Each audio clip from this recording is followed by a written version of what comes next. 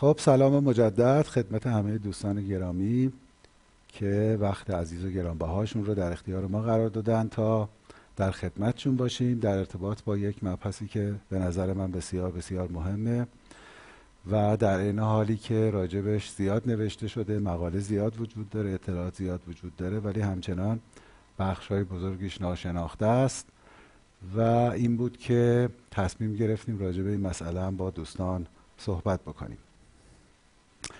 در ارتباط با متابولیسم انرژی و البته ماده به اسم گوانیدین و استیک اسید این رو 4 بخشش کردیم.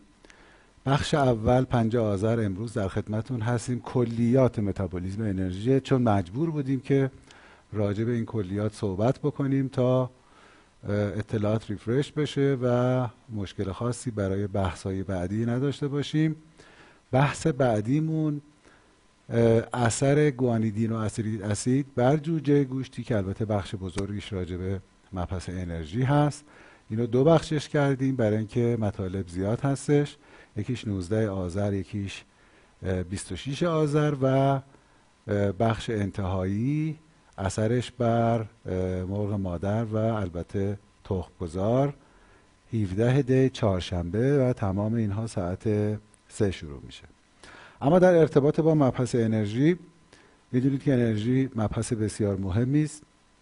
شما اگر یک سرچ کوچیک توی گوگل بزنید میبینید در کسری از ثانیه 280 میلیون رکورد براش میاد و آنچه که ما از انرژی میشناسیم بهش میگیم در حقیقت توانایی انجام کار و تعریف های مختلفی هم شما روی صفحه میبینید که میشه برای انرژی استفاده کرد.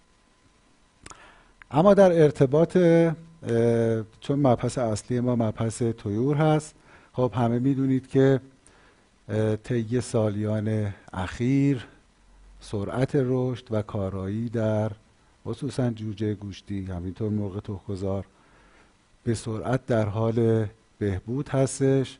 شاید کسی باور نکنه که مثلا 1957 یه جوجه 56 روزه فقط 900 گرم وزن میگرفته. در سال 2005 شده 4 کیلو 200 و من چک میکردم کاتالوگ راس رو سال 2019 روز 56 نزدیک 5 کیلو وزن میگیره و سرعت رشد به شدت افزایش پیدا کرده.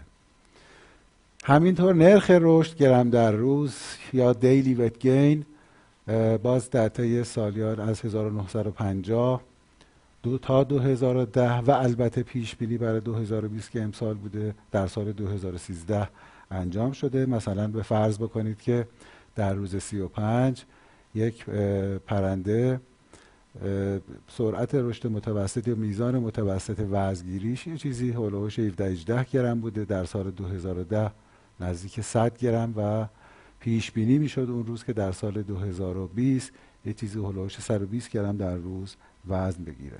شما 19 گرم یا بالا بگیریمش اصلا 20 گرم در سال 1950 تا 120 گرم حدود 6 بار در حقیقت سرعت رشد روزانه افزایش پیدا کرده یا قرار افزایش پیدا بکنه. یا به شکل دیگری اگر این رو بیان بکنیم تعداد روز رسیدن به وزن 2 کیلوگرم 1990 44 روز زمان نیاز داشته و در اون وزن ضریب تبدیل بیش از 2 بوده. در سال 2014 شده 34 روز یعنی 10 روز سریعتر با ضریب تبدیل در 1.53 یعنی برای هر کیلو حدود 500 گرم خوراک کمتر هم مصرف میکنه. و اگر این رو در دیتاهای اخیر ببینید عدد حدودش 1.4 ضریب تبدیل و حدود 31-32 روزه برای مرغ گوشتی.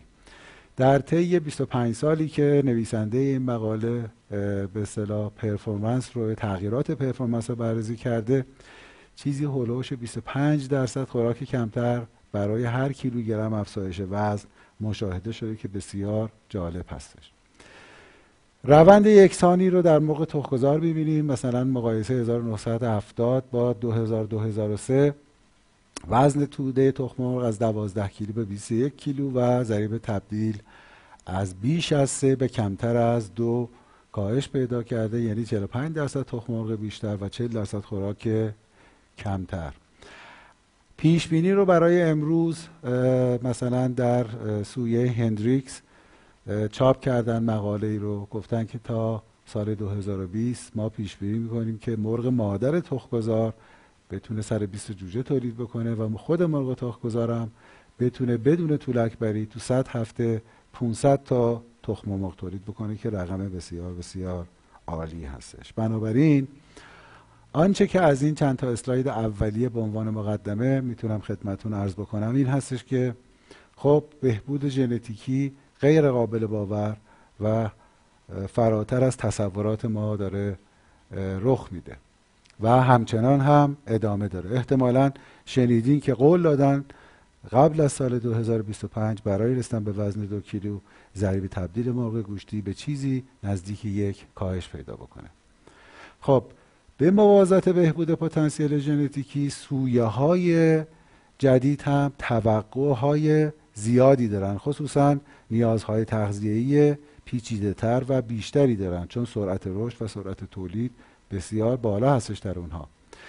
در بین نیازهای تغذیه‌ای انرژی پرهزینه ترین بخشش هست که البته تأثیرات زیادی رو تمام بخش ها میتونه داشته باشه. بنابراین معقول به نظر میرسه که از این بخش گران قیمت خوراک حد اکثر استفاده رو ببریم و کمترین میزان دورریز و تلفات رو داشته باشیم. گفتیم که انرژی گرونترین سهم از هزینه جیره داره و از اون بین، یعنی از این هزینه انرژی، بخش بزرگیش انرژی برای نگهداری است. اصلا کلا در یک فارم گوشتی، تخم‌گذار، فارم گاو شیری، بیشترین هزینه ای رو که یک دامدار میپردازه هزینه است که فقط این مجموعه رو زنده نگه داره که بهش میگیم مینتیننس، هزینه نگهداری، که بخش بزرگی از انرژی میشه. و میدونیم که انرژی وظایف و عملکردهای بسیار وسیعی داره و نسبت به سایر اجزا بیشتر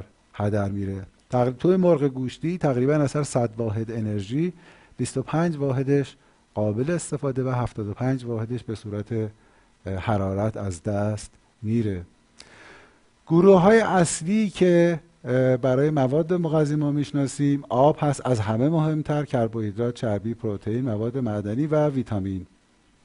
جالبه که انرژی یک ماده مغذی نیست، یعنی ما انرژی رو نوتریانت نمیشناسیم. پس انرژی یک ماده مغذی نیست، بلکه مواد مغذی هستن که حامل انرژی هستن.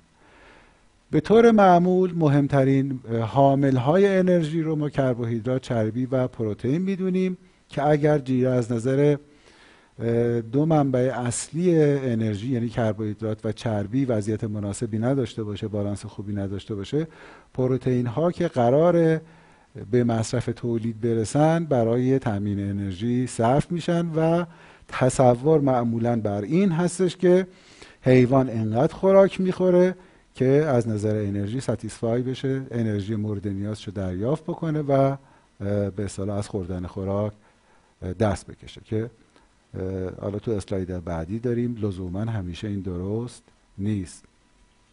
همینطور در تنظیم جیره فرض بر جمع پذیر بودن به اصطلاح انرژی مواد اولیه است. مثلا فرض میکنیم ذرت 3300 تا و مثلا سویا 2200 تا، 50 از اینا رو با هم ترکیب میکنیم، یعنی نصف 3300 تا رو نصف 2200 تا میشه انرژی این دوتا با هم.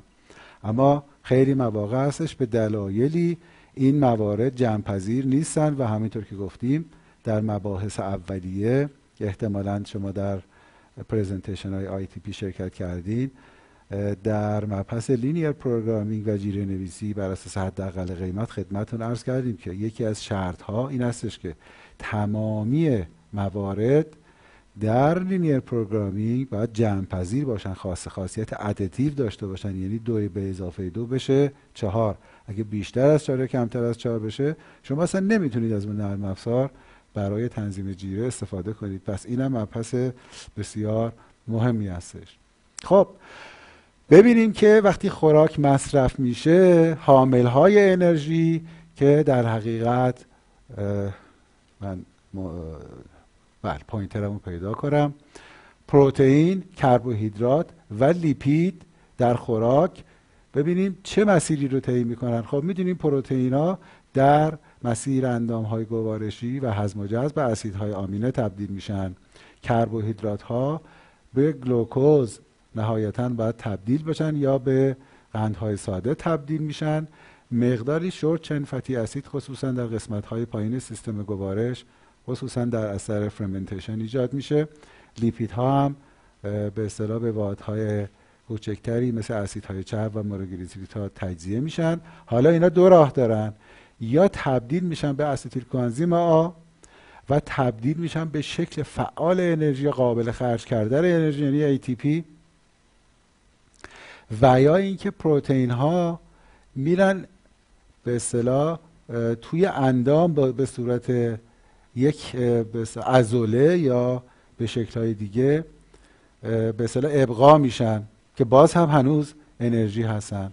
خب اسیدهای چرب، مونوگلیسیریدها، گلوکوز اگر به شکل فعال انرژی یعنی ATP برای خرج کردن، برای صرف کردن تبدیل میشن، به لیپید تبدیل میشن در کبد و تشکیل بافت چربی رو میدن و بخشی از لیپیدها هم و تریگلیسیریدها که باز به شکل فعال انرژی یعنی ATP تبدیل نشدن مجددا تشکیل چربی بدن میدن و در حقیقت دپازیت میشن در داخل پیکر موجود زنده که همچنان در حقیقت انرژی هستن. شما فرض کنید مقدار گوشت رو میتونید بسوزونید و در اثر سوخته شدن چربی ها، قندها و همینطور پروتئین ها مقدار زیادی انرژی آزاد میشه. پس این انرژی یا میتونه صرف حرکت یا صرف کار بشه به صورت ATP، یا اینکه در بدن موجود زنده ابقا بشه، چیزی که ما به عنوان تولید ازش انتظار داریم. همونطور که قبلا خدمتتون اشاره کردم، بخش بزرگی از هزینه جیره برمیگرده به هزینه انرژی.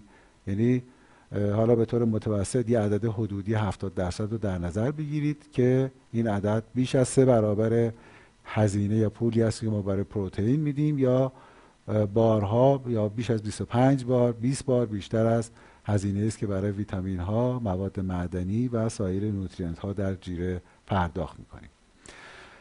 در تغذیه طیور واحد بیان انرژی معمولاً کالری و ژوله. چون این دو تعریف مقادیر کوچکی هستن، معمولاً جیره رو یا به صورت مگاژول یا به صورت کیلوکالری ما انرژیشو تعریف میکنیم که مقادیر معادلشون برای کانورت کردن 1 مگاژول در کیلوگرم در یک جیره معادل تقریباً 239 کیلوکالری در کیلوگرم هستش.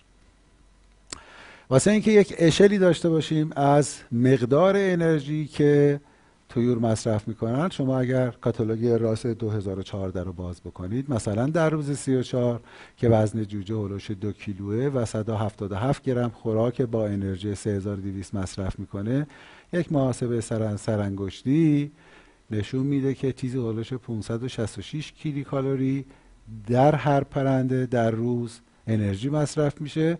چون 2 کیلو وزن داره، پس برای هر کیلوگرم وزن زندهش هولوش 238 کیلو کالری انرژی مصرف میکنه. ما اینو بیان در یک انسان 75 کیلویی نگاه بکنیم، بنابراین باید هولوش 21000 کیلو کالری در روز انرژی مصرف بکنه که اگر اینو تبدیل کنیم به آنچه که ما میشناسیمش، مثلا فرض کنید یه پرچلو کباب یا یه همبرگر بسیار بزرگ، یه چیزی هولوش باید یک آدم 75 کیلویی 18 تا چلو کباب یا 40 تا همبرگر بخوره تا تقریبا معادل یک جوجه گوشتی 2 کیلویی نسبت به وزنش انرژی دریافت کرده باشه. پس انرژی مورد نیاز طیور به واسطه سرعت رشد و یا مقدار تولید در طیور بسیار بسیار بالا هستش. در این حال تقاضا برای طیور هم بالا هستش. تا سال 2050 یه چیز تقریبا در مقایسه با 2010 تولید طیور باید بیش از 2 برابر بشه. پیش بینی میشه 2050 با 9 میلیارد جمعیت یه چیز هولوش 200 میلیون تن باید تولید فراورده های طیور داشته باشیم که کیفیت بالا باید داشته باشه، تولید پایدار و سازگار با محیط زیست با قیمت مناسب و سالم برای مصرف کننده. پس تقاضای زیادی برای این بخش هم وجود داره، بنابراین ما روی به اصطلاح یکی از مهمترین آیتم ها در آینده صنعت دام داریم فکر میکنیم و راجبش صحبت میکنیم. مطمئنا میدونید که منابع انرژی مثل ذرت، سویا، روغن و یا به صورت بخشی از سایر مواد، مثلا فرض کنید کنجاله سویا، اونم مقدارش تامین کننده انرژی هست، یه چیزی هولوش 40 تا 70% حجم جیره که گرانترین بخش جیره هم هست به خودش اختصاص میده. به طور کلی غلات که پر از نشاسته هستن، یه چیزی هولوش 60 تا 70% انرژی حیوان و انسان رو تامین میکنه. بعد از غلات در وهله بعدی دانه های روغنی و کنجالشون و به میزان کمتر روغنی که از همین دانه های روغنی استخراج میکنیم منبع انرژی ما هست. اخیراً فراورده های فرعی غلات مثلا مثل DDGS، اینجا بهش میگیم گندم غنی شده یا ذرت غنی شده، در تنظیم جیره استفاده میشه. اونم به خاطر این هستش که صنایع جانبی زیادی در کنار غلات برای استفاده از انرژی ذخیره شده در غلات وجود داره، مثلا مثل تبدیل نشاسته به الکل و استفادهش به عنوان سوخت و بای پروداکتش به صورت DDGS در صنعت دام ازش استفاده میشه.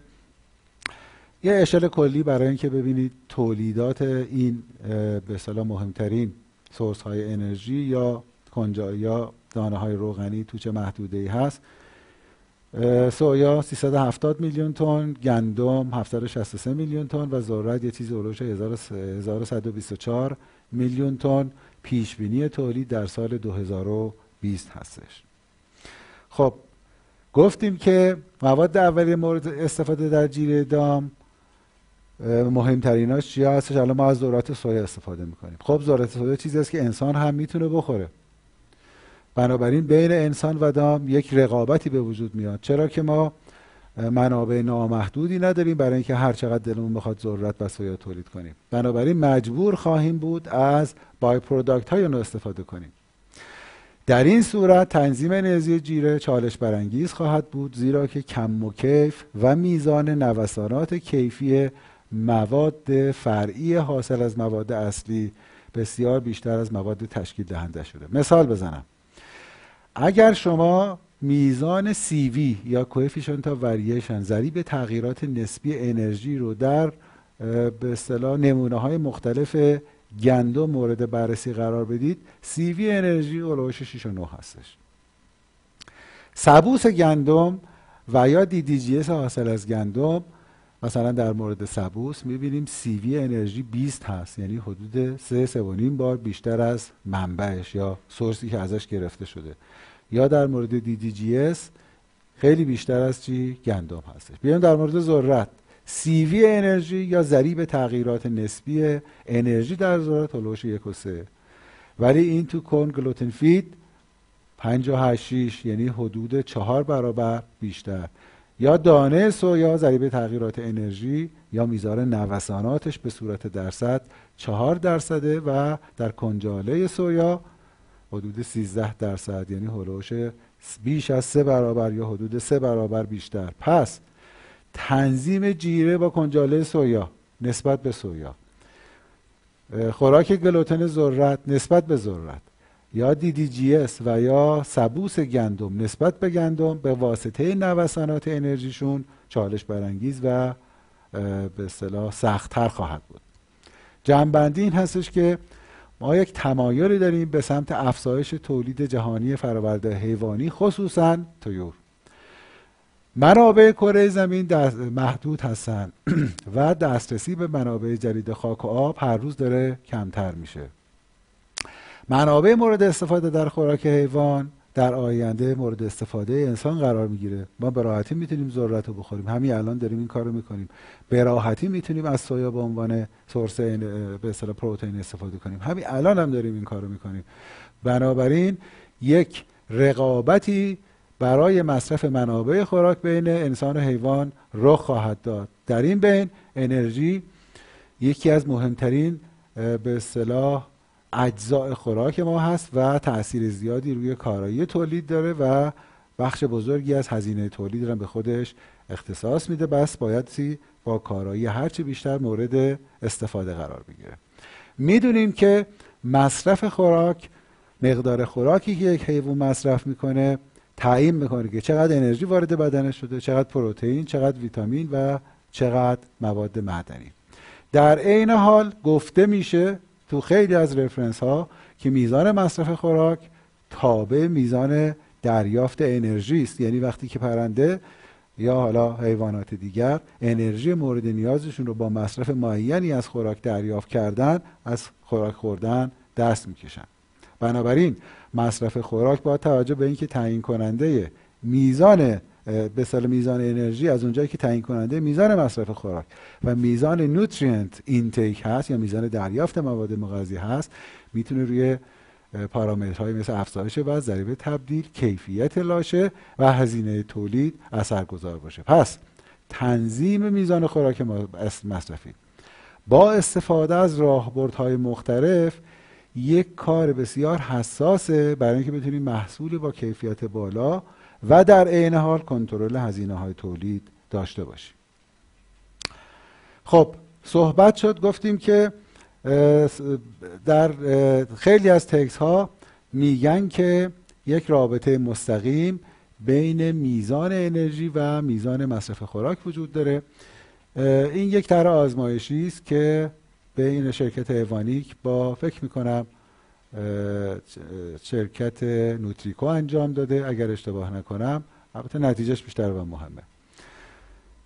4320 تا پرنده نر از روز 1 تا 46 روی پنهای زمینی، هر پن 90 تا پرنده، بر اساس به اصطلاح منوال راس اومدن 3 سطح بالانس پروتئین 100%، 90%، 80% و 70%، یعنی تمامی اسیدهای آمینه 100% کاتالوگ، 10% کمتر، 10% کمتر و 10% کمتر، همه با هم، نه اینکه فقط یکی.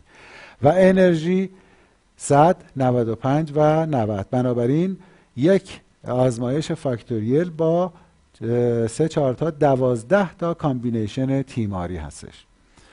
خب اومدن این آزمایش انجام دادن و پارامترهای مختلفی رو در نظر گرفتن که در اسلاید هست، ولی چیزی که برای من مطرحه این هستش که بس ما 3 تا جیره داریم، سطح 90 انرژی، 95 انرژی و 100% انرژی.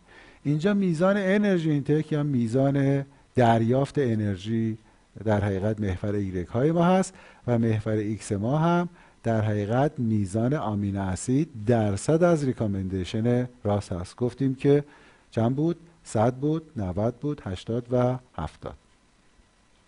اول از همه نگاه بکنیم که میزان دریافت انرژی صرف نظر از سطح آمینو اسید یا بالانس پروتئین در جیره 95% انرژی و 100% انرژی تقریبا نزدیک هم هست. یعنی پرنده تونسته با افزایش میزان مصرف خوراک اون انرژی مورد نیازش چه کار بکنه؟ تأمین بکنه.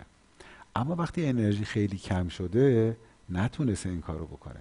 پس میزان انرژی اینتیک آنچنان هم تابع میزان انرژی خوراک نیست. یعنی اینطوری نیستش که ما هر چقدر دلمون بخواد انرژی بیاریم پایین و پرنده هم واکنش نشون بده. یکی از محدودیت ها محدودیت اندازه سیستم گوارش. بنابراین حدوداً تا 5% کاهش انرژی جیره نسبت به سطوحی که توصیه شده میتونه توسط پرنده مدیریت بشه با افزایش مصرف، ولی بیش از اون قابل به اصطلاح پاسخ نخواهد بود. مورد دومم که برای من مهمه اینه که فقط سطح انرژی مقدار مصرف خوراک رو تعیین نکرده.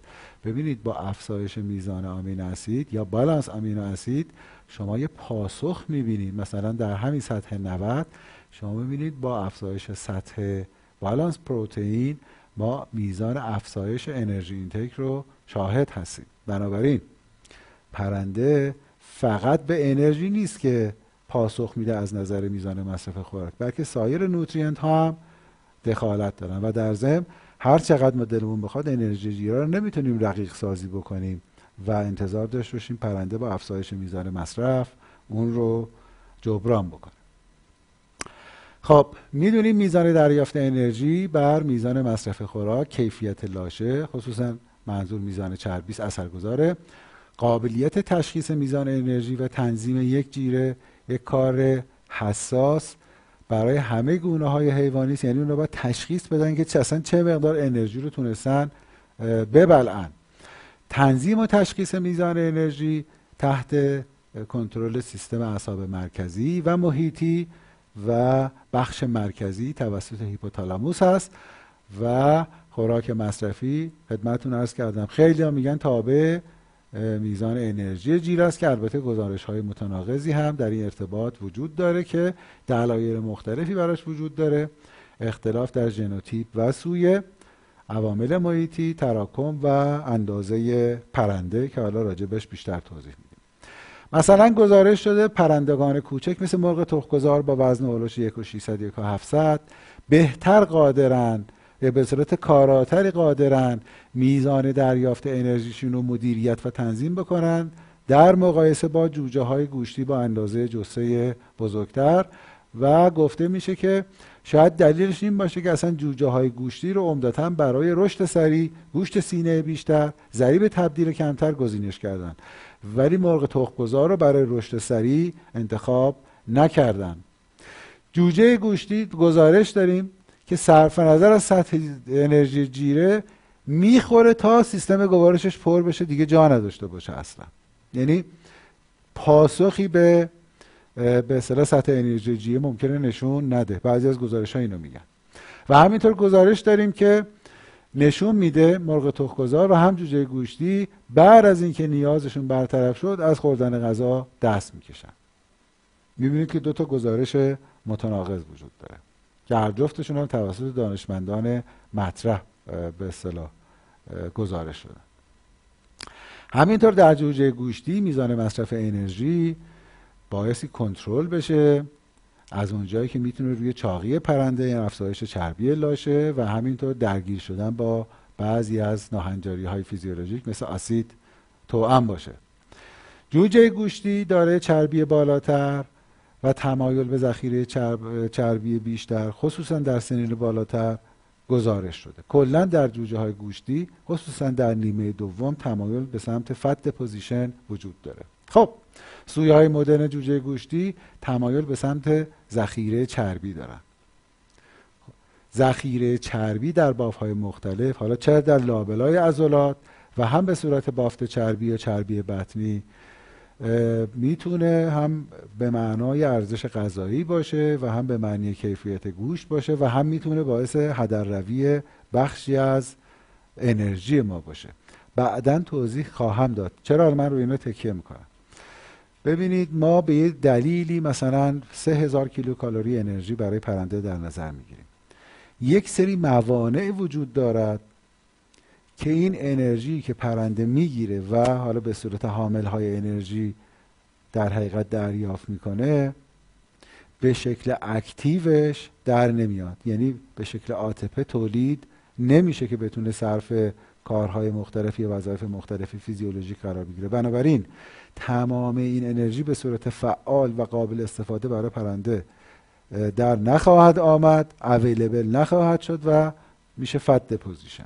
بعداً توی به اصطلاح پرزنتیشن سری بعد راجع به این بیشتر من توضیح میدم. خب گزارش داریم که سویه های جدید گوشتی یه چیزی 15 تا 20% چربی خصوصا در سنی بالا دارن که 85% بیش از نیاز فیزیولوژیک اونهاست. خب این چربی بالای لاشه از یک طرف باعث هدر رفتن منابع انرژی میشه، از یک طرف عدم رضایت مشتری به اصطلاح لاشه چرب و دوست ندارن و کاهش عملکرد لاشه یا ضریب تبدیل لاشه مثلا در کشتارگاه. بنابراین این چربی یا تجمع چربی در سنین بالاتر هم در مرغ گوشتی، البته این قضیه در عملا انتهای تولید مرغ تخم‌گذار و مرغ مادر هم مشاهده میشه، یعنی چاق شدن پرنده. یک چالش بزرگ در بحث صنعت طیور هست. خب ما چطوری میتونیم دریافت انرژی رو مدیریت بکنیم؟ راهبردهای تغذیه‌ای داریم براش. یکی تنظیم مواد مغذی متناسب با سطح انرژی، کاری که الان ما داریم میکنیم که فکر میکنم درست هم نیست. اینه که اگر فرض کنید در استارتر گوشتی انرژی 3000، میزان لایزین 1.28، اگر انرژی رو 100 کیلوکالری کم بکنن یه تناسب میبندن، میگن توی 3000 تا 1.28 لایزین، توی 2900 تا چقدر. این کار درست نیست. دیدیم که واکنش پرنده نسبت به تغییرات انرژی خطی نیست. دوم بحث فیبر هست. دیده شده که حضور فیبر در جیره باعث بهبود استفاده از انرژی، طولانی تر شدن به اصطلاح یا طولانی تر شدن ابقاء خوراک در سیستم گوارش و بهره برداری بیشتر و کاهش چربی لاشه شده. پلت کردن یکی از استراتژی تغذیه‌ای است که میتونه، یعنی شکل فیزیکی خوراک هم میتونه روی میزان دریافت انرژی موثر باشه. به عنوان مثال اگر جیره آردی باشه، پرنده تمایل داره ذرت‌ها رو در بین اجزای خوراک پیدا کنه، بنابراین کربوهیدرات و انرژی بیشتر دریافت میکنه. دریافت بیشتر انرژی موجب به افزایش چربی لاشه در این حالی که وت گین و اف سی آر مناسبی هم نخواهد داشت و در این حال شما تنوع و یا وریشن در وزن گله هم میبینید. استفاده از آنزیم ها کاهش اثر NSP و افزایش میزان انرژی دریافتی مبحث بسیار ساده است، در مطمئنا همه راجبش میدونید. و نوع منبع چربی از نظر تأثیری که روی سلامت پرنده و یا میزان دریافت انرژی میذاره. مثلا گزارش شده که اگر از روغن ماهی به جای روغن گیاهی استفاده کنیم، به خاطر اینکه روغن ماهی اسیدهای چرب زنجیره بلند غیر اشباع درش زیاد وجود داره، این باعث بهبود سیستم ایمنی، کاهش LDL و تریگلیسیرید، افزایش قدرت جذب گلوکوز توسط عضلات و کلا بهبود پرفورمنس پرنده. اما از اون طرف لاشه بدبو و کاهش زمان نگهداری لاشه در قفسه خواهد شد. بنابراین شما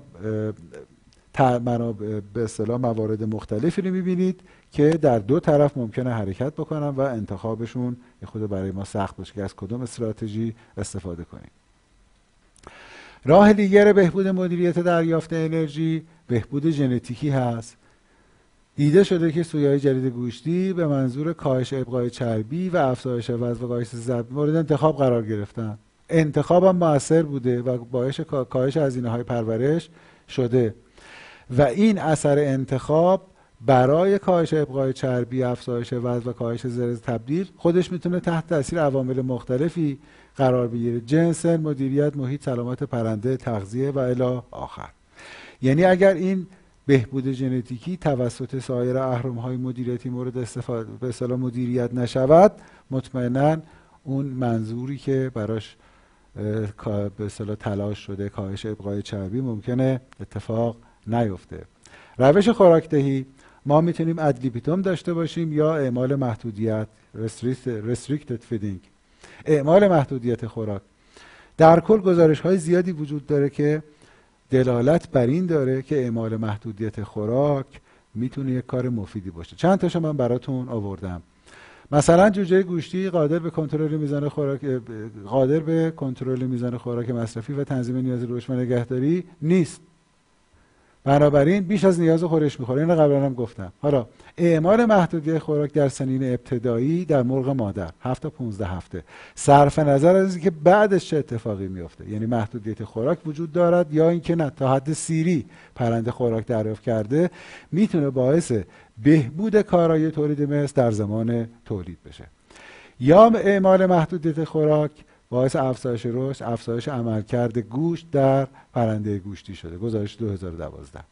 همینطور کاهش انرژی و پروتئین دریافتی تا 10% بین روزهای 8 تا 14، یعنی تقریبا نیمه اول دوره گروئر، باعث این شده که علاوه بر این که افزایش وزن و ضریب تبدیلی جوجه در روز 42 با گروه شاهدش، یعنی گروهی که 100% انرژی و پروتئین دریافت کرده، تفاوت نداره، بلکه وضعیت بهتری هم از خودش نشون داده. بنابراین محدودیت خوراک باعث کاهش چربی، کاهش آسید، کاهش استرس و سایر ناهنجاری‌های متابولیک می‌گردد. کلاً من این رو که در خیلی از اینتگریشن ها دیدم که از این روش خوراکدهی محدود یا ایجاد محدودیت در خوراک مصرفی پرنده استفاده میکنن و نتایج خیلی خوبی هم ازش میگیرن. مورد بعدی خوراکدهی ادلیبیتوم تا حد سیری هست. گزارش داریم خیلی هم قدیم 1992 تغذیه مرغ گوشتی و مادر تا حد سیری موجب افزایش دریافت انرژی و تجمع چربی میشه.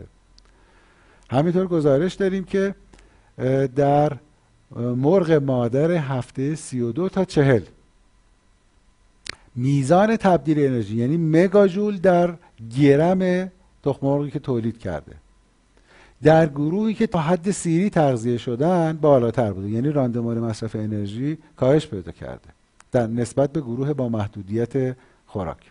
در عین حال اونایی که به اصطلاح مواجه بودن با محدودیت خوراک سریعتر به بلوغ جنسی رسیدن، هولوش 6 هفته. و در عین حال اونایی که تا حد سیری خوراک دریافت کردن دارای به اصطلاح تولید به اصطلاح تخم مرغ‌های ناهنجار درشون بیشتر بوده. بنابراین این روش خوراکدهی تا حد سیری یا بدون محدودیت یا بدون کنترل معمولا توصیه نمیشه، دست کم در سطح مزارع تجاری. اثر شکل فیزیک خوراک رو باش آشنا هستین که شکل خوراک بر میزان دریافت خوراک و مسلما بر میزان دریافت بقیه نوترینت ها مثل انرژی، پروتئین و ویتامین ها اثر گذاره. در خوراک آردی انتخاب ذرات به جای سویا و سایر مواد معدنی باعث دریافت انرژی بالاتر، تجمع بیشتر چربی، کاهش رشد و کارایی میشه. مصرف دانه پلت زمان و انرژی کمتری برای مصرفش نیاز هستش. 3 بار سریعتر در جوجه گوشتی دانه، یعنی 100 گرم خوراک رو نسبت به دانه آردی جوجه گوشتی 3 بار سریعتر و در بوقلمون 9 بار سریعتر و 6% هم انرژی کمتری برای مصرف خوراک با حجم یکسان پرنده مصرف میکنه. بنابراین یکی از راهکارهای دیگه مدیریت دریافت انرژی میتونه شکل فیزیکی خوراک باشه.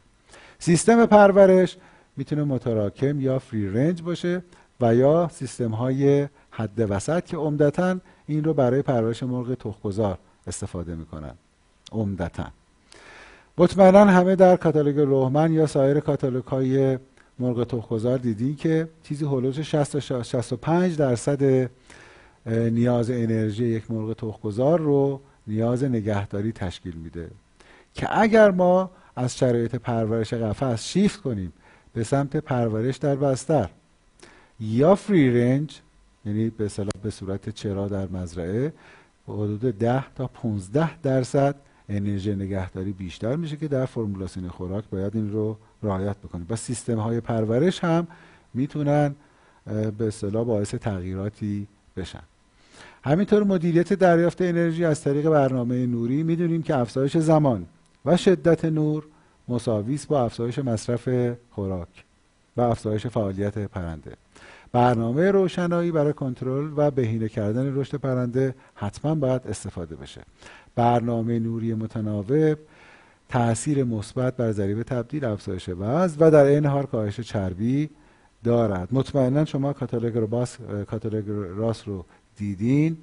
مثلا فرض کنید من یه بخش خلاصش رو براتون آوردم که اعمال به اصطلاح دوره‌های تاریکی بین 4 تا 6 ساعت بعد از روز هفتم توصیه شده و همینطور گفته شده که باعث کاهش مورتالیتی و باعث بهبود سلامت پرنده و در این حال اصلا بهبود کلی پرفورمنس پرنده می شود.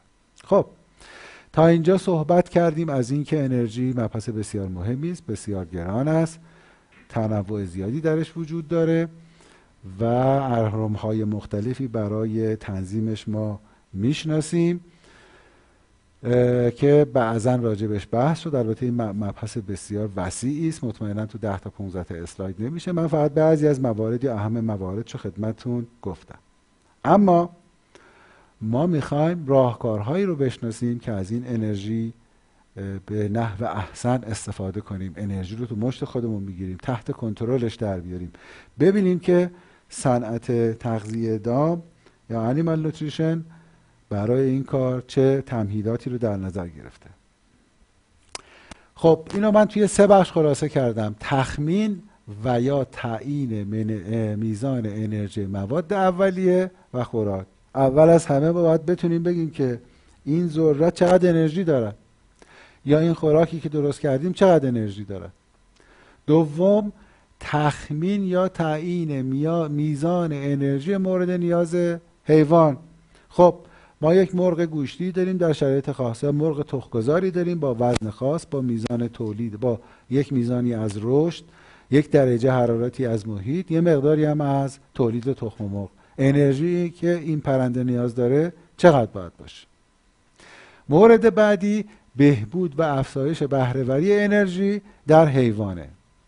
بریم سراغ بحث اول، ببینیم چگونه ما به اصطلاح ارزش گذاری میکنیم روی انرژی و اینکه میزان انرژی مواد اولیه و یا خوراک چقدر میتونه باشه. بس اول قسمت اول رو با هم بحث میکنیم. خب میدونید سیستم های مختلفی برای بیان انرژی وجود دارد. آنچه که در صنعت طیور بیشتر ازش استفاده میشه انرژی قابل متابولیسم ظاهری است، عمدتاً apparent metabolizable energy. میدونید که digestible energy یعنی تفاوت بین انرژی خام gross energy و انرژی موجود در مدفوع، این چیزی است که عمدتاً در به اصطلاح تغذیه جیره به اصطلاح ماهی آبزیان استفاده میشه. هنوز بله پایین‌تر نیومدن. خب اگر دفع درونزادی انرژی رو برای انرژی قابل متابولیسم ظاهری در نظر بگیریم، انرژی قابل متابولیسم حقیقی به دست میاد یا TME True Metabolizable Energy. و اگر این انرژی قابل متابولیسم حقیقی برای هیت اینکریمنت، حرارت افزایشی ناشی از حالا متابولیسم، هضم و جذب، تصحیح بشه، انرژی خالص به دست میاد که هنوز در ارتباط با طیور دارن روش کار میکنن ولی هنوز به صورت جامع مورد استفاده قرار نمیگیره. انرژی خالص، نت انرژی، در حال حاضر بیشتر برای تغذیه خوک و تغذیه نشخوار کننده مثل گاو گاو شیری خصوصا مورد استفاده قرار میگیره. پس ارزشی رو که ما برای خوراک یا برای مواد اولیه از این به بعد قرار تعریف کنیم در حقیقت انرژی قابل متابولیسم ظاهری است، چرا که توصیه های کاتالوگ ها هم برای انرژی مورد نیاز پرنده بر همین اساس هستش. خب در حال حاضر انرژی قابل متابولیسم گفتیم برای بیان انرژی مواد اولیه و میزان نیاز جیره طیور استفاده میشه. در طول سالیان گذشته تلاش های زیادی شده برای اینکه بتونن این سیستم های انرژی رو قابل اعتماد بکنن و در حقیقت ما بتونیم از اونها با اطمینان استفاده کنیم. در فرمولاسیون جیره بر اساس انرژی قابل متابولیسم این فرض اولیه گفتیم وجود داره که انرژی مواد اولیه جمع پذیر هستن، که مثال زدم، فرض کنید نیم ذرات و سویا رو با هم مخلوط بکنیم. در عین حالی که به نظر میرسه فرض جمع پذیر بودن انرژی مواد اولیه یه خود سوال برانگیزه. در کل ما دوست داریم که سیستم بیان انرژیمون برای مواد اولیه و برای تعیین نیاز چه خصوصیاتی داشته باشه. یک، تنوع موجود بین پرنده و رابطه انرژی با کارایی پرنده رو روشن بکنه. پرنده‌ای با تولید یا رشد سریعتر و پرنده‌ای با سرعت رشد پایینتر بتوانه انرژی مورد نیاز برای نگهداری، تولید و تولید مثل تفکیک بکنه. تفکیک انرژی برای میزان ابقاء شده پروتئین و ابقای چربی. یه اسلاید راجع به این دارم، راجبش بیشتر توضیح میدم. تصحیح برای انرژی افزایش یعنی حرکت به سمت نت انرژی. جمع پذیر بودن و در کل کاهش نوسانات و تغییراتی که معمولاً وجود دارن. بیشتر توضیح میدیم. خب اگر فرض کنیم میزان انرژی قابل استحصال استارچ یا نشاسته رو ما 100 فرض بکنیم، صرف نظر از اینکه دایجستبل انرژی سیستم بیان انرژیمون باشه یا متابولیزبل انرژی یا نت انرژی، ببینیم ارزش نسبی سایر نوترینت های حامل انرژی مثل فت و کرود پروتئین چگونه خواهد بود. در سیستم دایجستبل انرژی اگر استارچ رو 100 فرض بکنیم، ببینید پروتئین 132 واحد انرژی داره. وقتی میایم به سمت متابولیزبل انرژی، ارزش کرود پروتئین کاهش پیدا میکنه. چرا که در زمان هضم و جذب و استفاده حرارت افزایشی بیشتری برای کرود پروتئین باید خرج بکنیم در مقایسه با استارچ. وقتی میایم تو سیستم نت انرژی، میبینیم که مقایسه کنید با سیستم دایجستبل، ارزش نسبی پروتئین در مقایسه با استارچ بسیار کاهش پیدا میکنه. یعنی میشه 79، تقریبا یک کمی بیشتر از نصف، تقریبا حالا بگیریم نصف دایجستبل انرژی. خب این به چه مفهومه؟ نگاه کنید، شما ذرت و سویا رو در نظر بگیرید. اگر گراس انرژی برای ذرت 3780 تا و برای کنجاله سویا 4133 باشه، گراس انرژی بمب کالوریمتره، کل انرژی که از سوزاندن این دوتا منبع حادث میشه. میبینیم که انرژی کنجاله سویا خیلی بیشتر از ذرت هم تازه هست، اما از اونجایی که هضم و جذبش بسیار انرژی بره، وقتی که به صورت متابولیزبل انرژی ما اینها رو بخوایم بیان بکنیم، میبینیم که رتبه ها تغییر میکنه و انرژی سویا یه چیز هولوش 1000 کیلوکالری از ذرت حتی کمتر هم خواهد شد. بنابراین بسته به این که ما جیره یک حیوان رو با متابولیزبل انرژی، دایجستبل انرژی یا نت انرژی ببینیم، ارزش نسبی مواد اولیه نسبت به هم دائم در حال تغییر خواهد بود. خب سیستم های بیان انرژی در ارتباط با تغییراتی که در خود مواد اولیه و اثر متقابلشون با حیوان وجود داره. ببینیم انرژی چقدر مبحث واقعا گیج کننده است. یه تحقیقی وجود داره سال 1977، اومدن 48 جوجه گوشتی که از یک گله و از یک مزرعه مرغ مادر بیرون اومده با یک واریته گندم، که میدونید گندم یک گیاه خودکشه، یعنی تقریبا میتونیم بگیم ژنوتیپ تمام دانه های گندم در یک مزرعه با هم مساوی است، با هم یکسان است.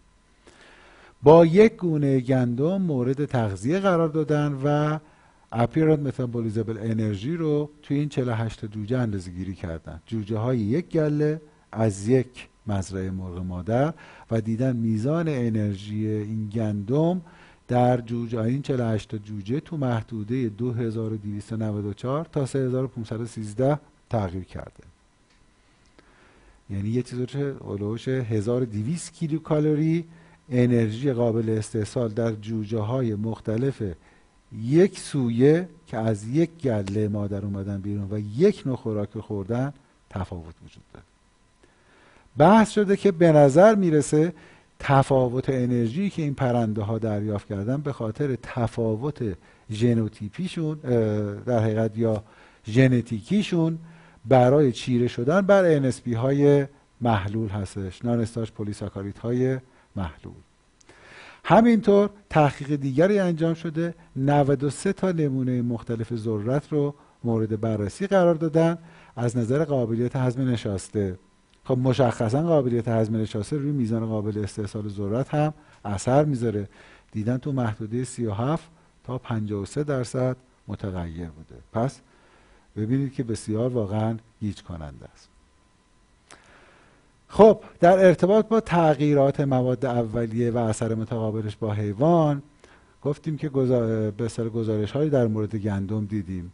در ضمن گزارش‌های دیگری تایید کننده اون به اصطلاح وجود داره که نشون میده میزان بهره‌وری جوجه گوشتی از انرژی قابل متابولیسم گندم یه چیزی هولوش 13% ممکنه تفاوت وجود داشته باشه، که البته تو اون مثال قبلی ما خیلی بیشتر.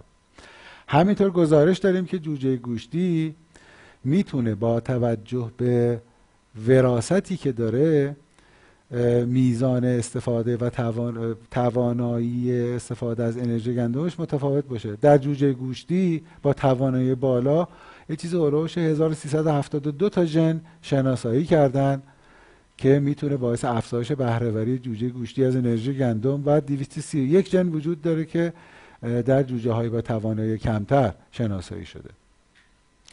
در عین حال 26 تا گونه از باکتری های سیستم گوارش گزارش شده که میتونه باعث تغییرات این توانایی، یعنی میزان استفاده از انرژی ذخیره شده در گندم بشه. خب این گزارش ها به ما نشون میدن که صرف نظر از تغییر پذیری گندم به عنوان یک ماده اولیه، مثلا تو تمام گندم ها که میزان انرژی، پروتئین، چربی یکسان نیست، از این بگذریم، صرف نظر از تغییر پذیری گندم به عنوان یک ماده اولیه، بخش بزرگی از تغییر پذیری انرژی مربوط به خود جوجه است، به خاطر ژنتیکش و به خاطر تواناییش و البته اثر متقابلی که میکروفلورا سیستم گوارش میتونن برای به این پرنده به اصطلاح تغییراتی رو بدن که باعث بشه میزان استفادهش از یک منبعی مثل گندم به عنوان سورس انرژی متفاوت باشه. خب به طور کلی ما غلات رو دو دسته میکنیم: ویسکوز مثل گندم، جو، تریتیکاله، چاودار، جو دوسر که اینا مقدار NSP های محلول درشون بالاست، و غلات به اصطلاح غیر ویسکوز مثل ذرت، سرگم، برنج. کلا در غلات ویسکوز NSP ها بالاتر و هضم و جذب اونها برای پرنده مشکل تره. در ضمن عوامل متعددی هم علاوه بر این خود NSP میتونه روی هضم و جذب نشاسته تاثیر داشته باشه، مثل سایز گرانول های نشاسته، نسبت آمیلوز و آمیلوپکتین و یا فراوری هایی که روی خوراک ممکنه انجام بشه و نشاسته رو در مقابل هضم مقاوم بکنه.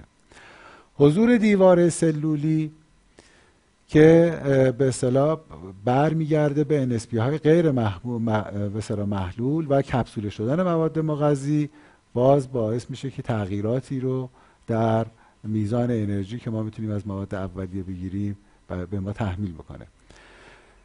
همینطور گزارش شده صرف نظر از نوع نشاسته و قابلیت هضم آن، اون قسمتی از نشاسته که هضم نشده و رسیده به قسمت‌های پایین سیستم گوارش نقش زیادی رو در بهره‌وری حیوان از انرژی ندارد. پس بنابراین میبینیم که واقعا علاوه بر تغییرات مواد اولیه یک سری اثر متقابل بین ژنوتیپ حیوان و میزان بهره‌وری از انرژی هم وجود داره که این همه اینها کار رو برای متخصص تغذیه و تنظیم انرژی جیره مشکل میکنه. خب حالا ما چطوری انرژی مواد اولیه و خوراک رو تعیین میکنیم؟ یکی از روش‌های به اصطلاح که همه میدونید، روش کلاسیک یا اندازه‌گیری در موجود زنده هستش. مثلا من با روشش آشنا هستین. به اصطلاح یک مقداری معینی از یک ماده خوراکی یا ترکیبی از مواد خوراکی که میتونه جیره مخلوط باشه رو با یه مارکری به پرنده میخورونن، مطلوب رو جمع آوری میکنن، با یک سری محاسبات میتونن میزان انرژی رو در اون ماده اولیه اندازه گیری بکنن. خب این روش برای فهم ما از چگونگی استفاده از انرژی و همینطور محتوای انرژی مواد مختلف میتونه جالب باشه، ولی مسلماً در صنعت شما نمیتونید از این روش استفاده کنید. در صنعت اومدن سعی کردن با استفاده از آنالیزهای تقریبی پراکسیمت آنالایز و یک سری معادلات تابعیت، یعنی رابطه‌ای بین انرژی گندم و محتواش از نظر فرض کنید چربی، پروتئین، فیبر و یا نشاسته، آیا میشه یک رابطه بین دو تا ارزش ایجاد کرد برای تخمین واقع گرایانه یا نااریبی از انرژی گندم یا خیر؟ خب این کار انجام شده. الا ماشاءالله جهت اطلاعتون معادله وجود داره و شما یک ماده ای رو با پراکسیمت آنالیز یکسان تو این معادلات بذارین، بعضا تا 150-200 کیلوکالری تفاوت میبینین در میزان انرژی فقط یک مثلا نمونه از گندم یا ذرت. روش دیگه ای که امروزه ازش استفاده میشه و در حال گسترش استفاده از تکنولوژی NIR Near Infrared Spectroscopy هست، طیف سنجی مادون قرمز هست که به نظر میرسه افق بهتری رو برای درک بهتر از محتوای انرژی مواد اولیه برای ما باز خواهد کرد که روش بیشتر توضیح میدم. اما یه نگاهی به چند تا از این معادلات تابعیت بندازید. مثلا نگاه کنید برای ذرت گزارش های زیادی وجود داره. مثلا جانسن، روستاگنو 2005-1989 نگاه کنید اومدن میزان اپیرنت متابولیزم انرژی حالا تصحیح شده برای نیتروژن، ببینید اومده بر اساس پروتئین، چربی و NFE یعنی تقریبا محتوای کربوهیدرات یک معادله‌ای نوشت که بتونیم انرژی ذرت رو تخمین بزنیم. این کار رو برای DDGS هم کردن، منتها در DDGS چون مقدار فیبر بالاست مثلا میبینیم توی بعضی از اونها فیبر و اش هم میزان خاکستر هم به اصطلاح در داخل معادله وارد شده است. یا در مورد گندم دامی و جرم گندم میبینید که معادلات زیادی وجود دارد که مجددا پروتئین، چربی، کربوهیدرات، بعضی موقع فیبر و اش در معادله حضور دارد و اینها برای اینکه ما بتونیم با این مقادیر یه تخمین درستی یا نسبتاً درستی از انرژی گندم داشته باشیم.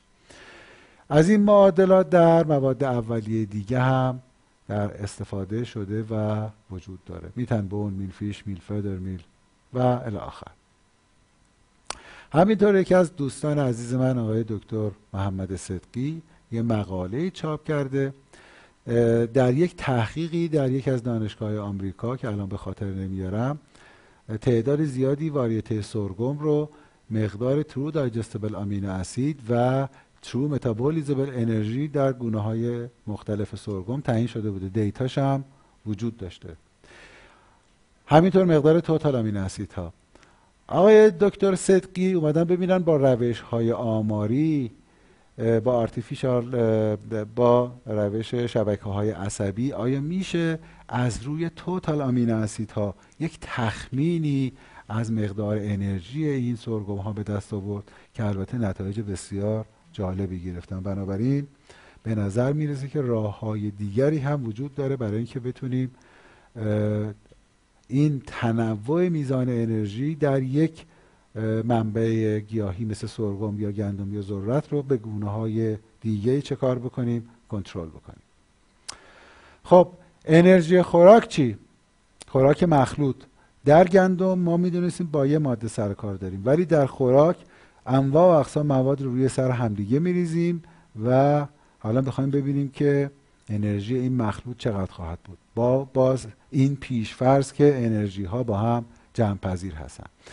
یه سیستمی WPSA به اصطلاح پیشنهاد کرده، اینرای فرانسه، روستوک در هلند، CVB در کشور هلند، برزیلیان تیبل، NRC و الی آخر. اینا هر کدوم یک سری سیستم برای بیان انرژی دارن. جالب اینجا این هستش که تمامشون هم AMEN هستن، AMEN و یا مثلا AMEN و الی آخر، یعنی تمامشون انرژی قابل متابولیزم ظاهری هستن. بیشتر توضیح بدیم. لطفاً این بخش رو خیلی بهش توجه بکنید. دیده شده یا همین الان هم هست که فرض کنید دوستان میخوان جیره بنویسن، میان نیازمندی رو از کاتالوگ راست برمیدارن و مثلا آنالیز ذرت رو از NRC برمیدارن، مثلا آنالیز جو رو از برزیلیان تیبل برمیدارن، آنالیز مثلا پودر گوشت رو از فیدستاف برمیدارن، اینا رو داخل نرم افزار میذارن و جیره رو مینویسن، چون همه اینا بر اساس قابلیت هضم ظاهری هستش. ببینیم این کار تا چه حد ممکنه مشکل ایجاد بکنه. خوب دقت بکنیم. در سیستم WPSA که عمده سویه های شناخته شده ما انرژی فرضی مواد اولیه و خوراک رو با این روش اندازی میگیرن یا سنگ محکشون این هست، پیش بینی میشه که هر گرم دایجستبل فت 9.28 کیلوکالری، هر گرم دایجستبل پروتئین 4.31 کیلوکالری و هر گرم دایجستبل NFE یا کربوهیدرات در حقیقت 4.14 کیلوکالری انرژی داشته باشند. خب وقتی شما کاتالوگ راس رو باز میکنید میگه هر وقت من از انرژی صحبت میکنم منظورم از انرژی است که با سیستم WPSA اندازه گیری شده. وقتی لهمن مثلا مرغ LSL رو باز میکنید میگه وقتی که من دارم راجع به انرژی صحبت میکنم منظورم اندازه گیری با سیستم WPSA هست. آربورکرز رو باز میکنید میگه وقتی که من از انرژی صحبت میکنم منظور انرژی با سیستم WPSA. کاپ WPSA، هوبارد WPSA، نیکچیک WPSA. خب در WPSA برای مثلا میز ذرت که شما میشناسید با توجه به مقادیر کروت پروتئین فت و NFE ببینید میگه 84% پروتئین، 92% فت و 90% NFE قابل هضم هستش. بنابراین شما کافی است مقادیر NFE، کروت پروتئین و کروت فت رو داشته باشین، ضرب در این ذرایع به هضم بکنید، این ارزش ها رو با هم جمع بکنید، یک تخمینی از انرژی ذرت به دست خواهد آمد. خب حالا چرا اینقدر ما حساسیت نشون میدیم روی WPSA؟ بیام نگاه بکنیم. اینها ذرت، گندم، سویا و کانولا های یکسانی هستن. اینا میانگین 5 ساله ایران هستن. فکر میکنم بین 2005 تا آخر 2010 یا بین 2010 تا 2015. بله اینا میانگین ایران هستن. اگر من بیام این ذرت رو با محتواهای یکسان با سیستم WPSA انرژیش اندازه بگیرم میشه 3380. همین ذرت رو با سیستم CVB هلند برای مرغ تخم‌گذار اندازه بگیرم میشه 3444. همین ذرت رو با سیستم WPSA برای پرنده جوان و یا در حال رشد مثل برویلر مرغ گوشتی در نظر بگیرم میشه 3452. یعنی یه سروش 150 کیلوکالری تفاوت. بیایم سراغ کانولا مثلا. در سیستم برزیلیان تیبل کانولا با محتوای یکسان فرض میشه که 1800 کیلوکالری انرژی داره، در صورتی که با سیستم WPSA فرض میشه 1450 تا داره. یعنی حدود 400 کیلوکالری انرژی کانولای یکسانی، همشون هم چی هستن؟ AMEN هستن. کمتر هستش. نمیدونم تونستم منظور خودم رو برسونم. ببینید وقتی شما کاتالوگ راس رو باز میکنید و از محتوای اون برای جیره نویسی استفاده میکنید، ارزش گذاری انرژی مواد اولیه که برای فرمولاسیون با توصیه راس قرار انجام بشن باید با همون سنگ بنا، با همون ارزش گذاری، با همون ترازو اندازه گیری بشه. وگرنه ممکنه شما ارزش یک ماده ای رو آندر استیمیت بکنید، خیلی کوچکتر در نظر بگیرید، یا اوور استیمیت بکنید. ببینید صرف نظر از این که ذرت چیست، یعنی ما یه ذرت یکسانی داریم، اومدیم انرژیشو با روش های مختلف توصیه CVB، برزیلیان تیبل یا WPSA، حالا برای مرغ گوشتی تخم‌گذار یا مرغ در حقیقت بالغ، حدود 125 کیلوکالری تفاوت در ذرت، 67 کیلوکالری در مورد گندم، نزدیک 300 کیلوکالری در سویا و 500 کیلوکالری در کانولا تفاوت انرژی داریم. برای کانولای یکسان، سویای یکسان، گندم یکسان و ذرت یکسان. بنابراین مطمئنا این روش درست نیستش که شما کاتالوگ راس رو باز بکنید، برید از برزیلیان تیبل یا مثلا فرض کنید که فیدیپدیا یا از اینرا یا از CVB برید مقادیر مواد اولیه میزان انرژیشون رو از منابع مختلف استخراج بکنید. چرا که این اسم AMEN یا Apparent Metabolizable Energy گول زننده است. همشون میگن چی؟ انرژی قابل متابولیسم ظاهری. درسته تعریف یکسان است، ولی این تعریف یکسان منجر به تغییرات بسیار بزرگی در منابع می شود. میبینید که وریشن بسیار زیادی وجود دارد. سعی کردم این رو به شکلی اینو براتون گزارش بدم که باید بین این دوتا ارزش تطابق وجود داشته باشد.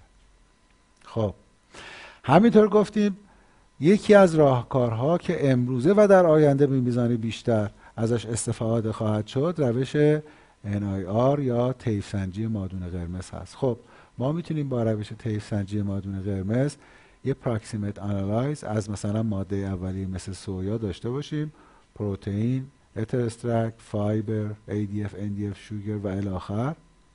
اینا ماده خام میشن برای معادله WPSA برای محاسبه انرژی سویا که مثلا فرض کنید apparent metabolizable energy تصحیح شده برای نیتروژن برای این نمونه از سویای فرضی ما با این محتوا شده 2333 تا که این 2333 تا تطابق داره با آن چیزی که کاتالوگ راس، کاتالوگ لهمن، کاتالوگ کاب یا آربورکرز براش در نظر گرفته. بس این دوتا ارزش باید با هم چی باشه؟ تطابق داشته باشه.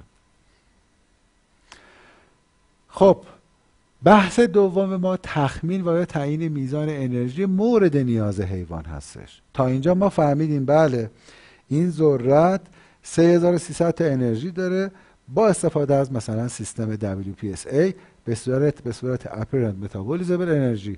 خب برای پرنده ما چقدر انرژی نیاز داره؟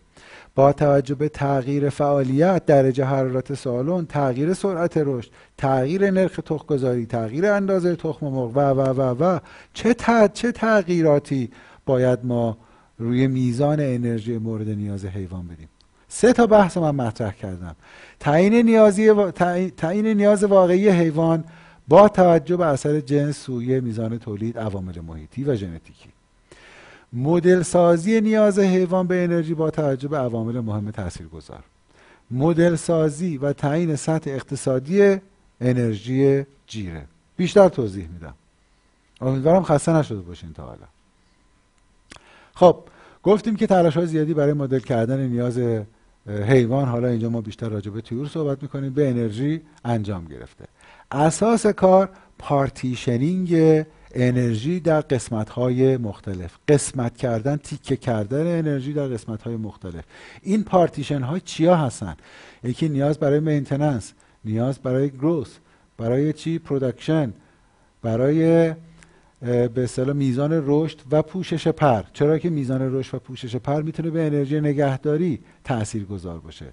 اثر عوامل محیطی مثل درجه حرارت بر نیاز نگهداری. آیا مرغ تخم‌گذار در 21 درجه و 16 درجه یه مقدار انرژی دریافت بکنه؟ خیر، چون در 16 درجه میزان انرژی بیشتری برای گرم کردن خودش باید خرج بکنه، پس انرژی جیره رو باید تصحیح بکنیم. همینطور اثر محیط پرورش مثل نگهداری در قفس یا پرورش آزاد. مثال تو اسلاید اولیه آوردیم، حدود 10 و یا 15% انرژی نگهداری بیشتر در مرغ تخم‌گذار اگر از قفس بیاد کف سالار یا اگر از قفس بره به صورت فری رنج در مزرعه بچرخه. خب استفاده از این مدل ها در شرایط فارم های تجاری گفتیم که بعد بگیم که نتایج یکسانی ارائه نمیده و در عین حالی که به دست آوردن تمامی این پارامترها در شرایط تجاری برای مقدار ناممکنه. پس اینا بیشتر جنبه تحقیقی دارد برای اینکه مدل رو درک بکنیم. مثال بزنیم. ببینید مثلا نیاز به اصطلاح پولت گله مادر گوشتی، نیاز به انرژی از یک طرف برمیگرده به درجه حرارت محیط، از یک طرف به وزن یا توده فیزیولوژیکش، از یک طرف به میزان افزایش وزن یا رشدش. بس می‌بینید پارتیشنینگ انجام شده. یا مثلا در مرغ تخم‌گذار از یک طرف توده فیزیولوژیکش، تاثیر درجه حرارت و همینطور تاثیر میزان در حقیقت نرخ رشدش. ویت گین. بیام پایین‌تر. در مورد مرغ تخم‌گذار مجددا نیاز نگهداری، نیاز تولید، این اگمس هستش، میزان رشد و البته تأثیر درجه حرارت روی نیاز نگهداری. پس می‌بینید یه سری معادلات وجود داره که از اینها به اصطلاح خیلی‌ها توصیه کردن که استفاده بشه. خانم پروفسور ساکامورا و همینطور روستاگنو روی تعداد زیادی از این معادلات کار کردن، پابلیش هم کردن. در در برزیلیان تیبل شما بروز شده اونها رو میتونید ببینید. مثال بزنیم. این معادلی است که در برزیلیان تیبل 2011 نوشته شده. در حقیقت نیاز برای نگهداری، نیاز برای گروث یا رشد، نیاز برای تولید و تصحیح انرژی نگهداری برای درجه حرارت. یعنی در درجه حرارت های بیشتر از 21 درجه پرنده انرژی کمتری نیاز داره و کمتر از 21 درجه مطمئنا انرژی بیشتری نیاز داره. بنابراین اگه یه مرغ تخم‌گذار 1 کیلو شیسری داشته باشیم که روزی 1 گرم داره وزن میگیره، روزی 54 گرم تولید تخم مرغ داره، اگمس روزانش 54 گرمه و درجه حرارت سالانش 19 درجه است، یه چیز اولش 173 کیلوکالری انرژی برای مینتیننس نیاز داره، 7.6 کیلوکالری برای رشد و 127 کیلوکالری برای تولید. در حقیقت این انرژی وارد تخم مرغ میشه. اگه به صورت نسبی نگاه بکنیم میبینیم سهم بزرگی از انرژی هولوش 56% در مرغ تخم‌گذار صرف چی میشه؟ صرف مینتیننس یا نگهداری میشود. همونطور که گفتیم استفاده از این معادلات خیلی مواقع در شرایط تجاری مشکل هست، به خاطر اینکه فاکتورهایی که ما باید بدونیم مثل وزن، میزان تولید تخم مرغ و یا میزان افزایش وزن و کنترل روی درجه حرارت ممکنه تمام این اطلاعات رو به اندازه زیاد، البته معمولا فارم‌های تخم‌گذار بیشترین اطلاعات رو دارن ولی در شرایط گوشتی دسترسی به این اطلاعات به این سادگی فراهم نمیشه. خب سطح بهینه انرژی جیره باید چقدر باشه؟ 2 تا اسلاید من براتون گذاشتم که روشنگر باشه. تحقیقی داریم اومدن انرژی رو تو محدوده 2700 تا 3200 افزایش دادن و اثرش رو روی FCR توی جوجه 21 تا 32 روزه و همینطور تأثیر هر 100 کیلوکالری در هر کیلوگرم از نظر پوینت پرسنتیج روی FCR مورد بررسی قرار دادن. خب اولا که خود این منحنی نشون میده که سطوح بالاتر انرژی باعث کارایی بهتر پرنده شده و در عین حال توزیع انرژی برای هر واحد FCR در پرنده‌ای که سطوح بالاتر انرژی رو دریافت کرده وضعیت بهتری دارد. پس تا اینجا ما میگیم آقا سطوح بالاتر انرژی راندمان بهتری رو در پرنده ایجاد میکنه که البته در شرایط واقعی هم چنین چیزی وجود دارد. اما در شرایط تولید حالا ببینیم چه عوامل دیگری ممکنه دخیل باشه. من اومدم در شرایط قیمتی سال 2018 و توصیه جوجه گوشتی راس 308 اومدم جیره نوشتم از 2850 تا هولوش 3000. ببینید حالا با قیمت ثابت ذرت، سویا، گندم، روغن و الی آخر وقتی که 2850 تا جیره انرژی داشته قیمت جیره شده هولوش 1900 تومان. وقتی که 30 کیلوکالری رفتن بالا یه خود قیمت جیره رفته بالا ولی نه خیلی. وقتی که 30 تا دیگه رفتن بالا باز قیمت جیره رفته بالا بازم نه خیلی زیاد. 2940 یه خود رفته بالا باز نه خیلی زیاد. ولی یه دفعه از 2970 و به سمت 3000 یه دفعه قیمت جیره از محدوده 1900 1950 تومان یه دفعه شده چی؟ 2700 تومان، یعنی نزدیک 800 تومان گرون شده. مطمئناً ما با این که میدونیم اینجاها پرفورمنس بهتری داریم ولی ممکنه این اضافه شدن خیلی شدید قیمت جیره پاسخگوی 1.2 پوینت کاهش FCR نباشه. بنابراین ما اینجا قیچی میکنیم، برش میزنیم و میگیم که احتمالاً سطح بهینه انرژی ما برای استارتر گوشتی با توجه به شرایط قیمتی و البته پرفورمنسی که ازش انتظار داریم ممکنه تو محدوده حدود 2940 باشد. میریم قسمت سوم، بهبود بهره‌وری از انرژی در حیوان. مطمئن هستم که شما همه این مواردی رو که من میخوام راجع بهش صحبت کنم یه صورت بولت پوینت گذاشتم ازش زیاد شنیدین. مثلا افزودن چربی به جیره. 2 تا مبحثه. یکی این که چربی معمولا هیت اینکریمنت نیست، خصوصا در شرایط مثلا استرس گرما به عنوان سورس انرژی میتونه استفاده بشه و در این حال چربی به خاطر کاهش سرعت عبور مواد از سیستم گوارش باعث میشه زمان هضم و بهره وری از خوراک بهبود پیدا کنه. فراوری خوراک مثل پلاتینگ و کاندیشنینگ، مثلا بهبود قابلیت هضم نشاسته، استفاده از آنزیم ها خصوصا برای غلات ویسکوز مثل گندم، جو، ترکیبی از اسیدهای چرب اشباع و غیر اشباع که باعث بهبود جذب اسیدهای چرب میشه که یکی از مهمترین منابع انرژی ما هست.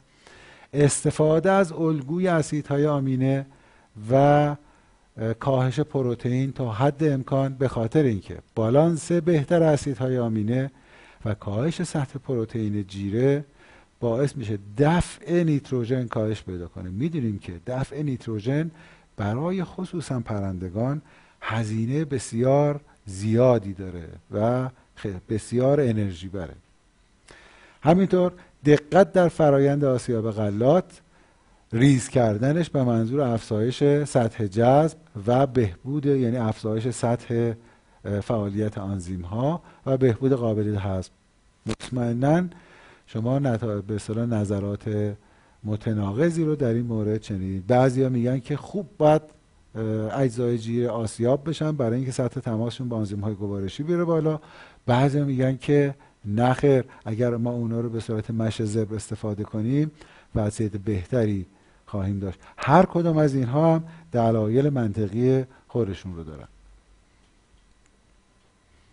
2 تا اسلاید جالب دیگه دارم و مبحث امروز رو سعی میکنیم تمامش بکنیم. بیشتر امروز من سعی داشتم که پیچیدگی مبحث انرژی و عوامل مختلف اثرگذار روی اون رو با توجه به محدودیت زمان و سواد محدود خودم به شما پرزنت بکنم. خب یک کاری این آقای وندرکلیس انجام داده، توی مقاله‌ای اومده برای مرغ تخم‌گذار جیره هایی نوشته با 13 مگاجول، 13.5 مگاجول انرژی، 13 مگاجول و 13.5 مگاجول. همینطور وقتی که انرژی با 13 مگاجول نوشته، اومده اینو با 3 مقدار چربی 3، 6 و 9 گرم دایجستبل فت چه کار کرده؟ بالانس کرده. یعنی جیرایی داریم با 13 مگاجول با میزان کیلوجولی که از دایجستبل فت میاد هولوش 100، 250 و 350 مگاجول، کیلوجول ببخشید، مگاجول واحد بسیار بزرگ. پس جیره هایی داریم با سطح انرژی ثابت، یعنی 13 یا 13.5 مگاجول با مقادیر متفاوت چربی. بعد این دانشمند اومده میزان انرژی ریتنشن رو به صورت کیلوجول در پرنده در روز بررسی کرده. خب ببینید وقتی که میزان چربی در جیره، حالا فقط 13.5 مگاجول رو نگاه بکنید، یعنی جیره همون 13.5 مگاجوله، اما با افزایش چربی میزان انرژی ریتنشن در پرنده افزایش پیدا کرده.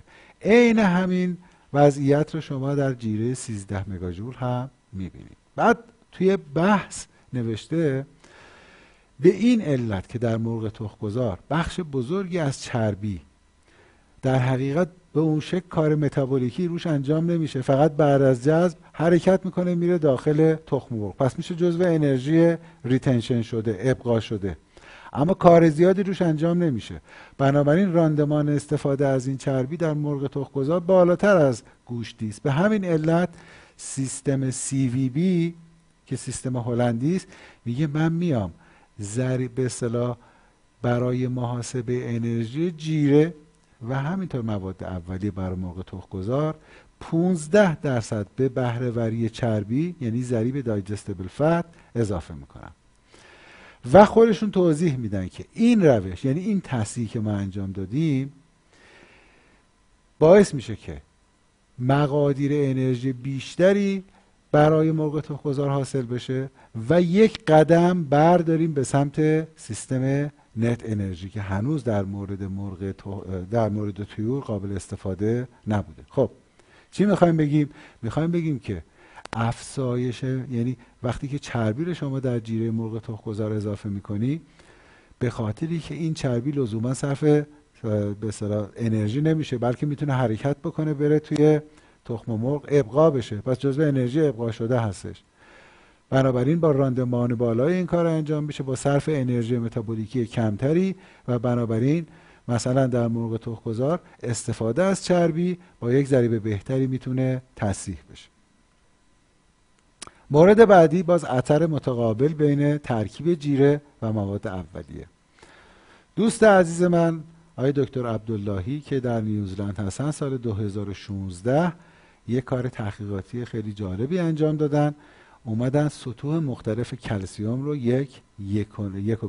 و 1.5% کلسیم و منابع مختلف چربی مثل چربی پالم، سویا و یا لینسید به اصطلاح مورد استفاده قرار دادن. بس میشه یه فاکتوریل 3 سه سطح در حقیقت 3 منبع چربی و 3 مقدار کلسیم. خب میدونیم که چربی ها میتونن با کلسیم جیره واکنش نشون بدن و صابونه بشن و وقتی که صابونه شدن دیگه از دسترس پرنده به عنوان سورس انرژی خارج میشن و دفع میشن. در حقیقت در قسمت به اصطلاح بحث خیلی خلاصه صرف نظر از منبع چربی که حالا پالم باشه، سویا باشه یا لینسید باشه، افزایش میزان کلسیم باعث شده که دایجستیبیلیتی کلا مواد ارگانیک، پروتئین، چربی و حتی فسفر نسبت، یعنی در جیره که 1.5% کلسیم داشته نسبت به جیره که 1% یا 1.25% کلسیم داره کمتر باشه. مسلماً تمامی این 3 تا جیره برای مقدار انرژی یکسانی بالانس شده بودن، ولی ببینید که یک منبع مینرالی مثل کلسیم میتونه بیاد اینجا یک اختلالی ایجاد بکنه و میزان بهره‌وری از انرژی این جیره ها رو تحت تاثیر قرار بده. خب فکر میکنم این آخری اسلاید من باشه. تا اینجا گفتیم که اکثر مطالعات و تلاش های انجام گرفته برای بهبود راندمان استفاده از انرژی شامل چی میشد؟ سیستم های بیان انرژی. آقا گراس انرژی ما جیره تویی رو بنویسیم یا نت انرژی یا مثلا متابولیزبل انرژی. قدم بعدی تعیین درست و جمع‌پذیر میزان انرژی مواد اولیه و یا ترکیب آنها که خوراک باشه. قدم سوم ما بهبود جذب و بهره‌وری از مواد مغذی بود، مثلا استفاده از آنزیم، مثل اسلاید آخر، یعنی کنترل میزان کلسیم. کلسیم یکی از چیزهایی است که متاسفانه هرچی ما جیره آنالیز کردیم دیدیم میزان کلسیمش از اونی که همیشه جیره نویس فکر می‌کرده بالاتره. دلایل متعددی داره. فرض کنید یکیش این هستش که اکثر به حساب پریمیکس ها یا مکمل هایی که ما میگیریم به اصطلاح کریرش کلسیم هست، معمولا اون رو تو ماتریکس ولیو در نظر نمیگیرن. مکمل مینرال ویتامین ما اکثرا کریرش کربنات هستش، آهک هستش. هیچ وقت شما وقتی یا تو خیلی ها من ندیدم که وقتی که مثلا 0.25% مکمل مینرال یا ویتامین استفاده میکنن بگن آقا این یه بخشش کریره بنابراین کلسیم با خودش میاره. درست؟ یا کلسیم، یا مثلا فرض کنید که ما خودمون یک پروبیوتیکی داریم اسم اکوبایول، هنوز ثبت نشده، داریم روش کار میکنیم. توی و شما وقتی میبینی کریر این چی هستش؟ کربنات هستش. مقدار مصرفش 1 کیلو داره. من با فکر نمی کنم توی 1 کیلو از این پروداکت یه نوک قاشق چای خوری بیشتر به اصطلاح اون های اون سویه باکتری وجود، یعنی تقریبا وقتی 1 کیلو پروبیوتیک میزنیم عملا داریم 1 کیلو آهک به جیره اضافه میکنیم. اینا که دونه دونه با هم جمع میشه معمولا میزان کلسیم جیره خیلی بالاتر از اون چیزیه که نوتریشنیست بهش فکر میکرده که حتما شما بهش توجه بکنید. حتما بدونید که کریر مثلا پریمیکس مینرال ویتامینتون یا کریر کنسانتراتون یا کریر فرض کنید فیتازتون، کریر پروبیوتیکتون از چه جنسیه. اونم یه ماتریکسی داره که خیلی موقع لازمه در فرمولاسیون ازش استفاده کنیم. خب گفتیم آیا عواملی وجود دارند که باعث افزایش راندمان استفاده از انرژی جذب شده توسط پرنده بشه؟ در حقیقت تا اینجا ما انرژی پتانسیل داریم.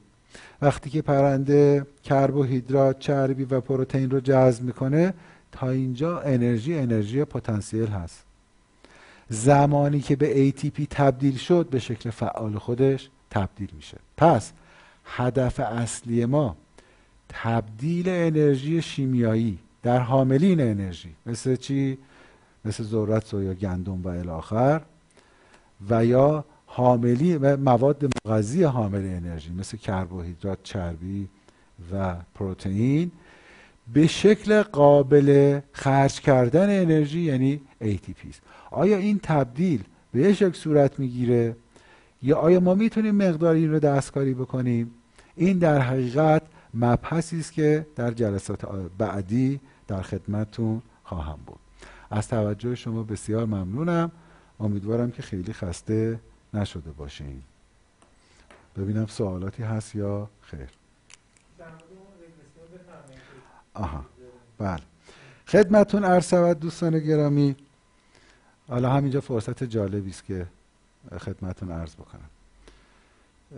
وقتی که من 5 تا پرزنتیشن داشتم راجع به کارایی منابع مختلف متیونین. اولین پرزنتیشنم روش درست آماری بود برای مقایسه کارایی حیاتی که بخش بزرگیش راجع به رگرسیون بود. خیلی از دوستان به من ایمیل زدن، تلفن زدن، گفتن که این مبحث که شما گفتی خیلی زیادی آماری بود و خیلی قابل استفاده نبود. من قبلا خیلی از دوستان میدونن یکی از مشغولیت‌های گذشته بنده تدریس آمار بود در دانشگاه، بنابراین یه اطلاعات اولیه از آمار دارم و همینطور از رگرسیون.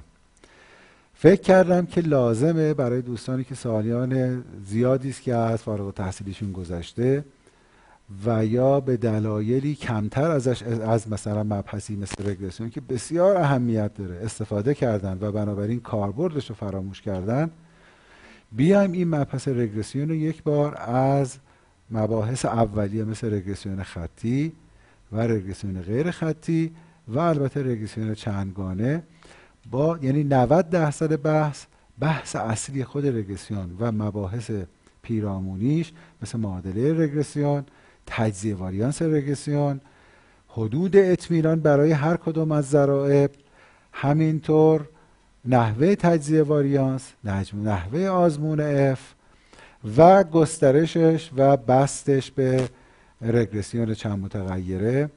مطمئنا فرض کنید همه خیلی دیدن نوشتن به اصطلاح آردو یا آردوی تصریح شده. خیلی ها نمیدونن که آردوی تصریح شده اصلا یعنی چی. فقط میبینن که 2 تا آردو مثلا توی خروجی مثلا یک نرم افزار آماری داده میشه. برای اینکه بتونیم به بخش بزرگی از اینها پاسخ بدیم و البته من اطمینان دارم که اگر از مبحث رگرسیون اطلاع کافی داشته باشید حتما در کار روزانه‌تون ازش استفاده خواهید کرد. 1-2 تا مثال با توجه به محدودیت زمان حتما براتون میزنم که ببینید چه کاربرد وسیعی داره. این هستش که این رو به عنوان یک به اصطلاح عنوان، به عنوان یک کارگاه در حقیقت در نظر گرفتیم. تاریخش کی هستش آقای مهندس؟ 8 دی هستش. بله این هستش که آقای مهندس حسینی گفتن که یادآوری بکنم که چنین چیزی رو در نظر. دوستانی که احساس میکنن که به اصطلاح تمرکز و به اصطلاح تبحر بیشتر در رگرسیون میتونه کمکشون کنه که البته من مطمئنم رگرسیون این کار خواهد کرد در علوم دامی، میتونن در این جلسه شرکت بکنن. خب ببینیم سوالا چی هست. اگر خسته شدید ببخشین، اگر مبحث خسته کننده بود. من مجبور بودم اولین پرزنتیشنم رو اختصاص بدم به خود متابولیسم و مبحث انرژی. خب نوشتن که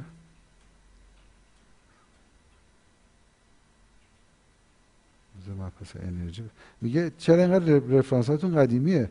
البته من از ریویو های 2020 استفاده کردم. توی این ریویو ها بله هم مثلا 1957 داره، یعنی از اون موقع شروع شده، اتفاقا میخواد سیر تغییراتشو بده یا میزان تغییرات، اینی که چقدر دیدگاه ها ممکنه متفاوت باشه، تا 2017 2018 من رفرنس دارم. حالا بعداً توی پرزنتیشن من میبینید لزوما همشون قدیمی نیستن، جدیدم هست ولی تمام اینا از ریویوهای جدید استخراج شده و همونطور که دیدید به شدت هم با هم فاصله دارن. بعضیا میگن که بله مرغ گوشتی مرغ تخم‌گذار میخوره تا حد ستیسفای شدن انرژی، بعضی هم میگن که نخیر اینطور نیست.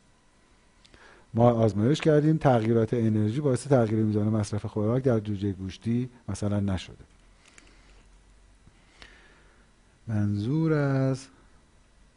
میگن که منظور از محدودیت خوراک در جوجه گوشتی چیست؟ از چه سنی شروع میشه؟ خب مطمئنا در دوره اولیه نه، ولی از تقریبا اواسط تولید یا از دوره گروئر یا اواسط گروئر میان یه محدودیتی تعریف میکنن. مثلا مثال بزنم، بعضی ها به این شکل میگن که شما بیا کاتالوگ رو نگاه کن، مثلا گفته جوجه مثلا فرض کنید که 500 گرمی اینقدر در روز خوراک میخوره. یکی از روش ها که داره الان اعمال میشه و موفق هم بوده اینه که میان 95% اون مقداری که توی کاتالوگ نوشتن به عنوان سهمیه امروز در اختیارش قرار میدن و این باعث کنترل به اصطلاح ناهنجاری های فیزیولوژیک شده و البته ضریب تبدیل و وزن بهتر هم ایجاد میکنه. از چه سنی بعد؟ خب میگه شما دارین راجع به دکتر صدیقی استاد دانشگاه تهران، نه دکتر محمد صدیقی استاد دانشگاه صنعتی اصفهان هستن، آقای محمد مهدی توسلی سوال کردن.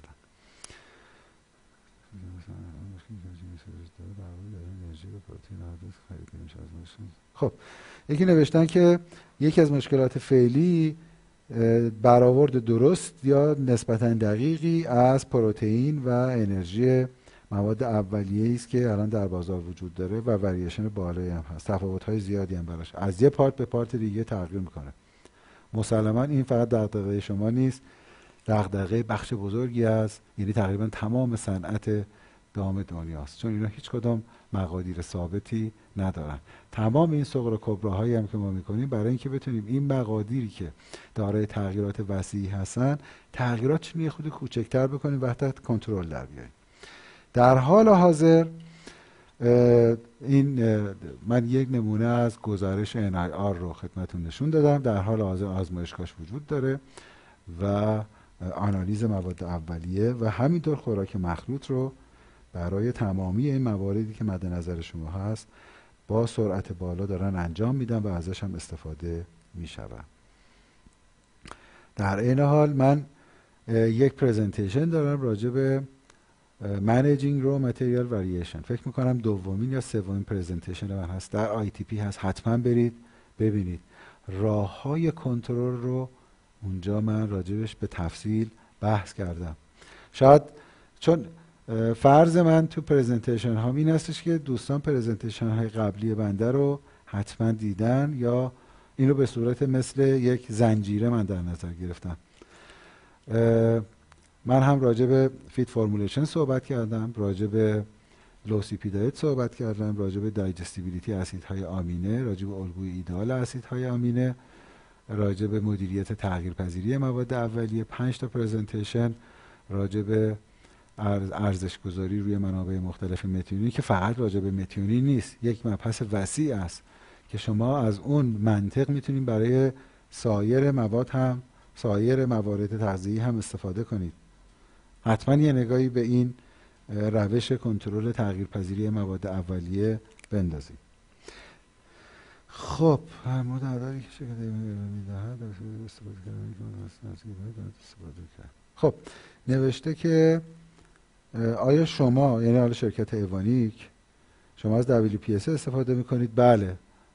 وقتی که ما انرژی گزارش میکنیم توی به اصطلاح برگه آنالیز سویا ذرتمون، از اونجایی که تقریبا همه سویه ها مبنای انرژی، مبنای بررسی و یا تخمین انرژیشون معادلات WPSA هست.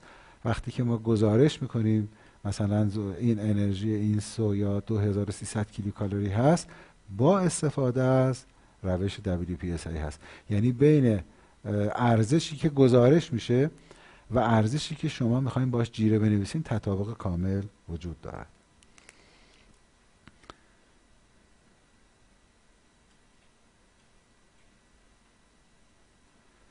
در مورد مصرف کاربران و موقع گوشت و چیزی بنویسی لطفاً توضیح دهید و در ضمن کاهش.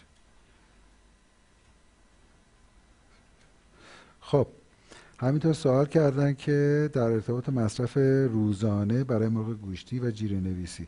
ببینید معمولا کسی در جیره گوشتی مثل جیره تخم‌گذار بر اساس مصرف سرانه یا چقدر خوراک میخوره، چقدر داره تولید میکنه، جستش چقدره، درجه حرارت چقدره، به این شکل کار نمیکنه. معمولا ما میایم عوامل دیگری هست که در تامین سطح انرژی و اسیدهای آمینه دخالت داره.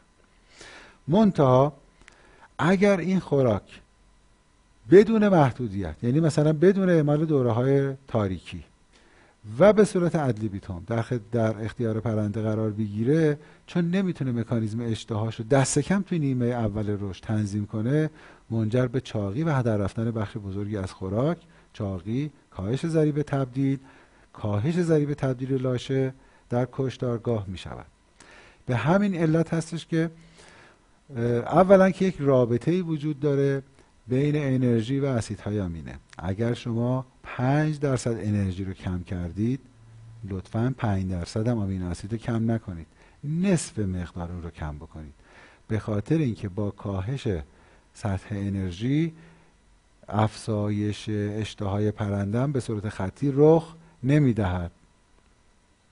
حالا به عنوان یه رول آف تام، یه قاعده سرانگشتی، اگر شما 5% انرژی جیره رو از لحاظ انرژی رقیق کردید، مثلا 2.5% جیره رو از لحاظ آمین اسید رقیق بکنید و در ضمن همه با هم، یعنی یک الگوی کامل از همه اسیدهای آمینه در نظر بگیرید.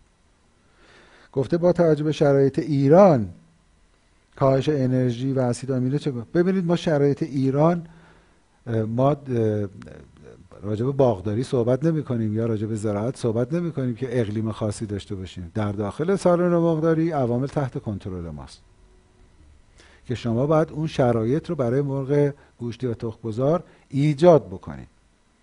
خب محدودیت های وجود دارد. بله، اکثر فارم های مثلا گوشتی اون شرایط اپتیموم رو از نظر مثلا میکسر مناسب، تهویه مناسب، بستر مناسب، سیستم روشنایی مناسب، سیستم گرمایش مناسب ندارن.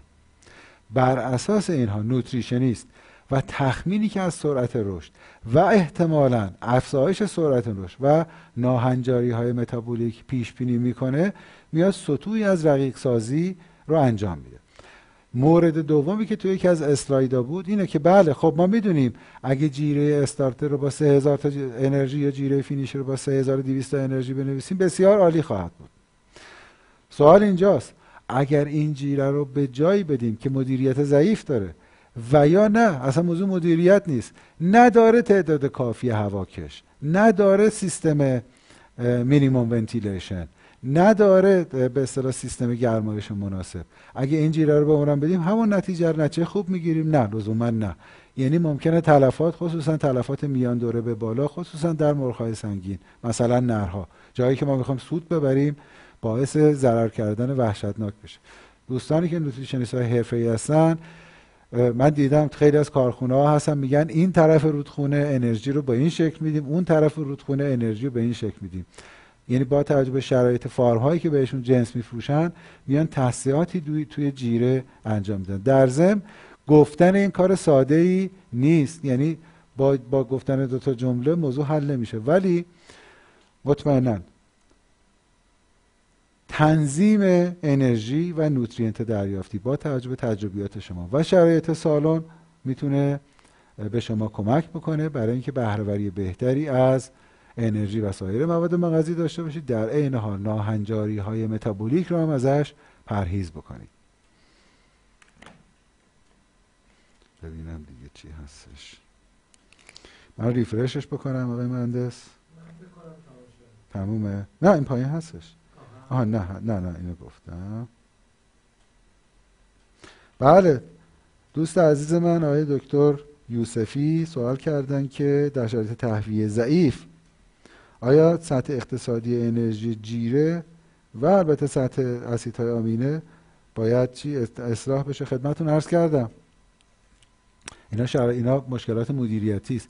یعنی مثل اون قانون بشکه، تهویه خودش میتونه یکی از این تیرک‌های بشکه باشه که اگر اون وضعیتش مناسب نباشه، اگه شما بقیه چیزا هم داشته باشین، نه تنها به کار شما نمیاد بلکه بر ضد شما ممکنه به کار بره. یعنی در جیره‌های غلیظ، چه از لحاظ انرژی چه از لحاظ اسیدهای امینه، تقویت سرعت رشد اولش جالب به نظر میاد.